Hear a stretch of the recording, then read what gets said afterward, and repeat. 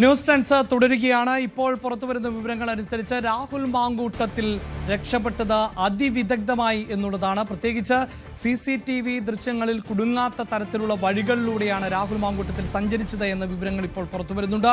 ഒരു ചുവന്ന കാറിൽ ആയിരുന്നു രാഹുൽ മാങ്കൂട്ടൻ രക്ഷപ്പെട്ടത് എന്നും ഇതൊരു സിനിമാ താരത്തിൻ്റെതാണ് എന്ന തരത്തിലുമൊക്കെയുള്ള റിപ്പോർട്ടുകളുണ്ട്.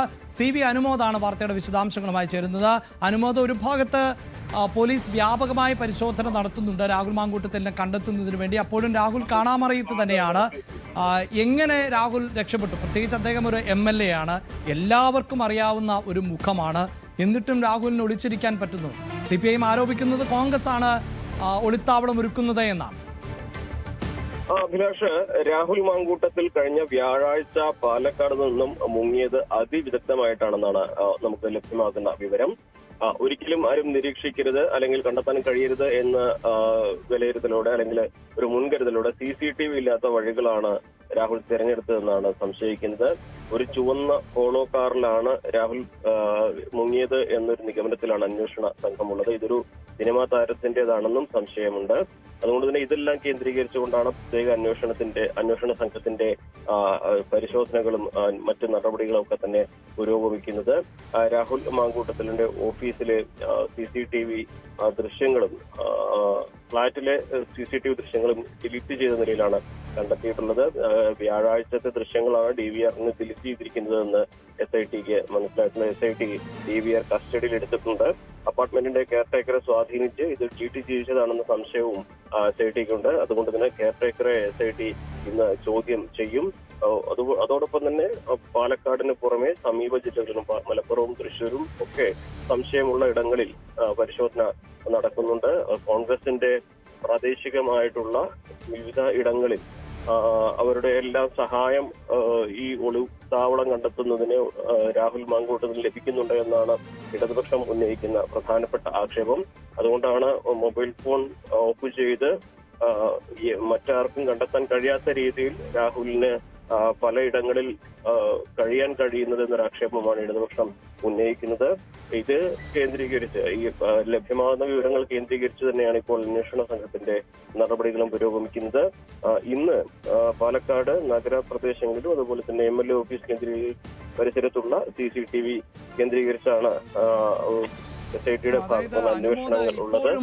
ഈ രാഹുൽ എവിടെയാണ് എന്ന് അറിയില്ല എന്ന് പറയുമ്പോൾ തന്നെ രാഹുൽ ഏത് ജില്ലയിലാണെന്നോ ഇനിയിപ്പോൾ സംസ്ഥാനം വിട്ടോ എന്നതിലൊന്നും വ്യക്തതയില്ല അല്ലേ? പ്രത്യേകിച്ച് ഒരു വിമർശനം ഉയരുന്നത് ഇങ്ങനെയുള്ള രാഹുൽ മാങ്കൂട്ടൻ തിരുവനന്തപുരത്ത് എത്തിയാണോ വക്കാലത്തിൽ ഒപ്പിട്ടത് എന്നത് അടക്കമുള്ള ചോദ്യങ്ങൾ ഉയരുന്നുണ്ട്.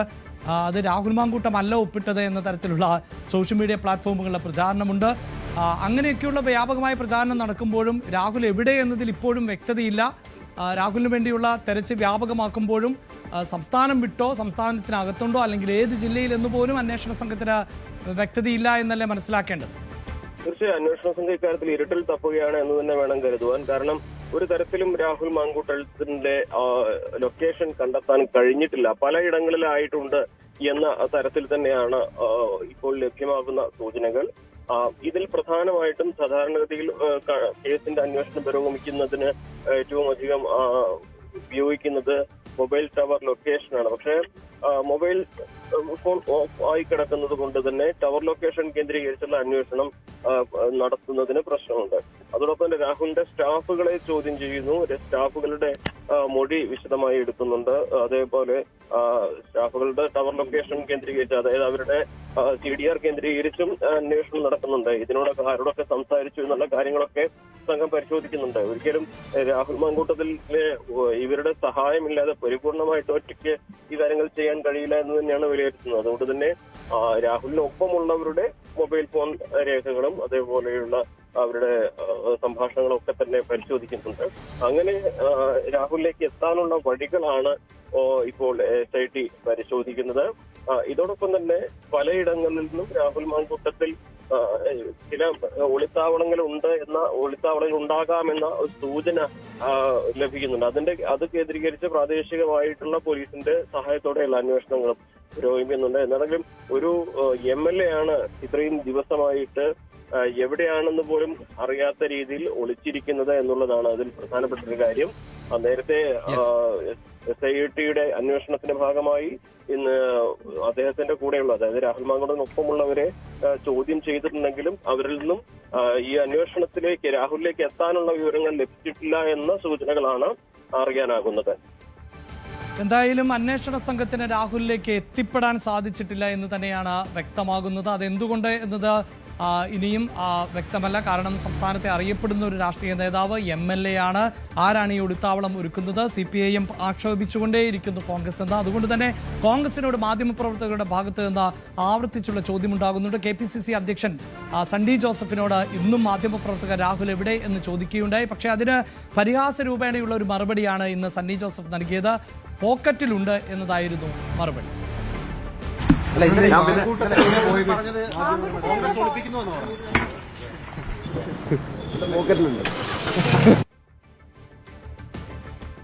എന്തായാലും ഇതാണ് സണ്ണി ജോസഫിന്റെ പ്രതികരണമെങ്കിൽ ഒരു കാരണവശാലും രാഹുൽ മാങ്കൂട്ടത്തിനെ സംരക്ഷിക്കില്ല എന്ന് തന്നെയാണ് യുവ നേതാവ് കൂടിയായിട്ടുള്ള VT ബൽറാം പറഞ്ഞു വെക്കുന്നത്. അതിജീവിതയ്ക്ക് ഒപ്പം തന്നെയാണ് കോൺഗ്രസ് എന്നും രാഹുലിനെ ഒരു തരത്തിലും കോൺഗ്രസ് സംരക്ഷിക്കില്ല എന്നും ആവർത്തിക്കുകയാണ് VT ബൽറാം. കോൺഗ്രസിന്റെ ഒരു സപ്പോർട്ട് ഉണ്ടാവുക എന്നത് പോലും ഒരു കുറ്റാരോപിതനെ സംബന്ധിച്ച് യഥാർത്ഥത്തിലുള്ള ഒരു സംരക്ഷണം ഒരുക്കുന്ന ഒരു കാര്യമല്ല. എന്നിട്ട് പോലും ഒരു ഉത്തരവാദിത്തപ്പെട്ട രാഷ്ട്രീയ പാർട്ടി എന്ന നിലയിൽ ഞങ്ങൾ അത്തരത്തിലുള്ളൊരു സംരക്ഷണത്തിനില്ല. നിയമ നടപടികൾ ഇപ്പോഴാണല്ലോ തുടങ്ങിയിട്ടുള്ളത്. ഇപ്പോൾ ഈ അടുത്ത ദിവസങ്ങളിലാണല്ലോ ഒരു പരാതി ഉയർന്നു വരികയും അതുമായി ബന്ധപ്പെട്ട നിയമ നടപടികൾ ആരംഭിക്കുകയും ചെയ്തിട്ടുള്ളത്. അപ്പോൾ അത് അതിന്റെ വഴിക്ക് തന്നെ പോട്ടെ എന്നുള്ളത് തന്നെയാണ് കോൺഗ്രസിന്റെ എക്കാലത്തെ സ്റ്റാൻഡ്. ഇതുപോലത്തെ ഏത് വിഷയത്തിലും ഞങ്ങളുടെ സ്റ്റാൻഡ് അതാണ്. ഒരിക്കലും ഞങ്ങൾ അംഗീകരിക്കുന്നില്ല. ഒരിക്കലും അത് ശരിയായിട്ടുള്ള രീതിയല്ല. പരാതിക്കാരായിട്ടുള്ള ആളുകൾ അവർ നിയമത്തിന്റെ മുമ്പിൽ വരുമ്പോൾ അവരെ പിന്തുണയ്ക്കുന്ന തരത്തിൽ അവർക്ക് കൃത്യമായ രീതിയിൽ അവരുടെ ആക്ഷേപങ്ങളും അഭിപ്രായങ്ങളും ഒക്കെ നിയമ സംവിധാനത്തിന് മുമ്പിൽ ബോധിപ്പിക്കാൻ കഴിയുന്ന തരത്തിലുള്ള ഒരു പിന്തുണയാണ് അവർക്ക് ലഭിക്കേണ്ടത്. അക്കാര്യത്തിൽ കോൺഗ്രസിന് ഒരു മറിച്ചൊരു അഭിപ്രായമേ ഇല്ല. ഒഫീഷ്യലായിട്ട് ബന്ധപ്പെട്ട ആരുമല്ല. അല്ല, ഞാൻ പറയും, സോഷ്യൽ മീഡിയയിലുള്ള അഭിപ്രായ പ്രകടനങ്ങൾ ആർക്കും എന്തും പറയാമല്ലോ.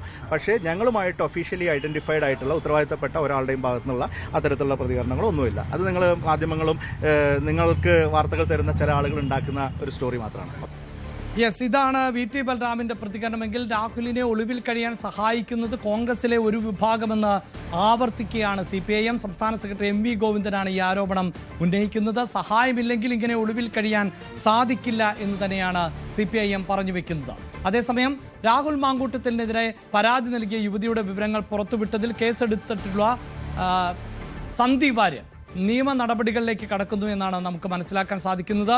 അതായത് മുൻകൂർ ജാമ്യാപേക്ഷ നൽകും. തിരുവനന്തപുരം ജില്ലാ കോടതിയിൽ ആണ് മുൻകൂർ ജാമ്യാപേക്ഷ നൽകുക. അതിജീവിതയുടെ വിവരങ്ങൾ പുറത്തുവിട്ടതിൽ സന്ദീപ് വാര്യരെ 4ാം പ്രതിയാക്കിയാണ് പോലീസ് കേസ് എടുത്തിട്ടുള്ളത്. സന്ദീപ് വാര്യരുടെ ചെത്തല്ലൂരിലെ വീട് പൂട്ടിയ നിലയിൽ ആണ് ഉള്ളത്.